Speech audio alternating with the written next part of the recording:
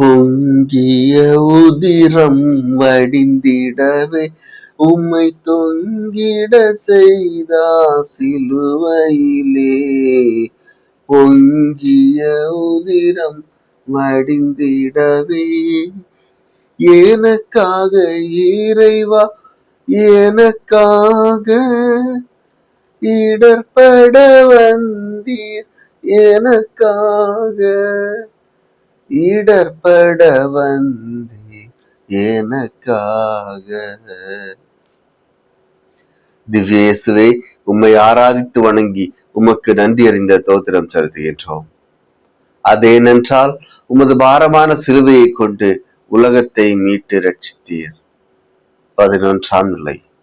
இயேசுவை சிலுவையில் அறைகிறார்கள். மனிதன் பிறந்தது சுதந்திரமாய், இருப்பதோ கட்டுண்டவனாய். இறைவார்த்தை எபிரேயர் 12ஆம் அதிகாரம் 12ஆம் இறைவார்த்தை கூறுகிறது, தளர்ந்து போன கைகளை திடப்படுத்துங்கள். சிகரம் ஏற்றப்பட வேண்டியவர் சிலுவை ஏற்றப்படுகிறார். மேடைக்கு அழைத்து செல்லப்பட வேண்டியவர் மரணத்திற்கு அழைத்து செல்லப்படுகிறார். உலகம் மதிக்கும் பணபலம், அதிகார பலம் இல்லாததால் இயேசுவை எந்த எதிர்ப்புமின்றி சிலுவையில் அறைகிறார்கள். இன்றைக்கும் சிலுவைகள் இருக்கத்தான் செய்கின்றன. அதில் அப்பாவிகள் பலர் அநியாயமாய் தொங்குகின்றனர்.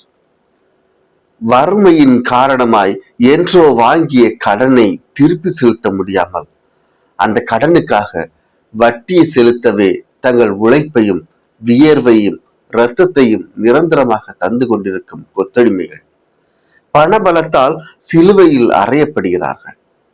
அரசியல்வாதிகள் மற்றும் அதிகார வர்க்கத்தினரின் அந்தமான உத்தரவுகளுக்கு பணிய மறுப்பதாலும் அவற்றை எதிர்ப்பதாலும் தண்ணி இல்லா காட்டுக்கு மாற்றப்பட்டும் எந்த இடத்திலும் நிலையாக குடிபெயர முடியாதவாறு அடிக்கடி மாற்றம் செய்யப்பட்டும் பழி வாங்கப்பட்டும் ஊழியர்கள் அதிகார பலத்தால் சிலுவையில் அறையப்படுகிறார்கள்.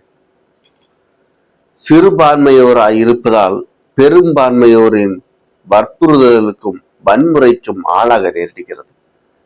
பெருங்குடி மக்கள் வாழும் பகுதியில் பிற்படுத்தப்பட்டோர் சொல்லன்னா துயரத்திற்கும் அவமானத்திற்கும் ஆளாக வேண்டியுள்ளது. இவர்கள் ஆள்பலத்தால் சிலுவையில் அறையப்படுகிறார்கள்.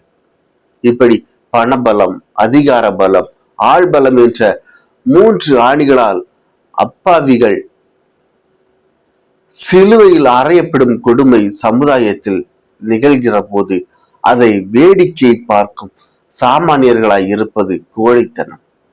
இவற்றை எதிர்க்க தவறுவதும் ஒத்துழைப்பதற்கு சமம்தான். மேலும் இவை ஏதோ சமுதாயம் என்ற பெயரில் பெரிய வட்டத்தில் மட்டுமே நடக்கும் கொடுமை அல்ல, குடும்பம் என்ற சிறிய வட்டத்திற்குள்ளும் நிகழத்தான் செய்கிறது. சம்பாதிக்கிறோம் என்பதால் பணபலமும், ஆண் அல்லது பெரியோர் என்பதால் அதிகார ஸ்ரீபலமும், மாப்பிள்ளை வீட்டார் கூட்டு குடும்பம் என்பதால் ஆள்பலம் பெற்று குடும்பத்திலேயே மற்றவர்களை மதிக்காது சிலுவையில் அறைகிறோம். சமூகத்திலும் சரி குடும்பத்திலும் சரி சமநிலை தராது சிலரை கட்டுப்படுத்தி வைப்பதில் என்ன வீரம் இருக்கிறது? கட்டி வைத்து அடிப்பது வீரருக்கு அழகல்லவே. நினைவில் கொள்வோம், மனிதன் பிறந்தது சுதந்திரமாக, இருப்பதோ கட்டுண்டனவாக. ஜெபம்.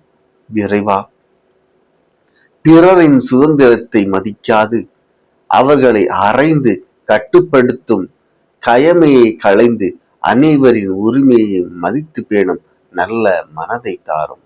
ஆமென்.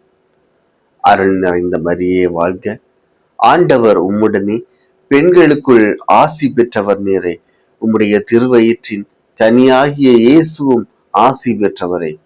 புனித மரியே, இறைவனின் தாயே, பாவிகளாயிருக்கிற எங்களுக்காக இப்பொழுதும் எங்கள் மரண நேரத்திலும் வேண்டிக் கொள்ளும். ஆமீன். எங்கள் பேரில் தயவாயிரும் சுவாமி, எங்கள் பேரில் தயவாயிரும். மரித்த விசுவாசிகளின் ஆத்மாக்கள் நித்திய சமாதானத்தில் இளைப்பாற கடவது. ஆமென்.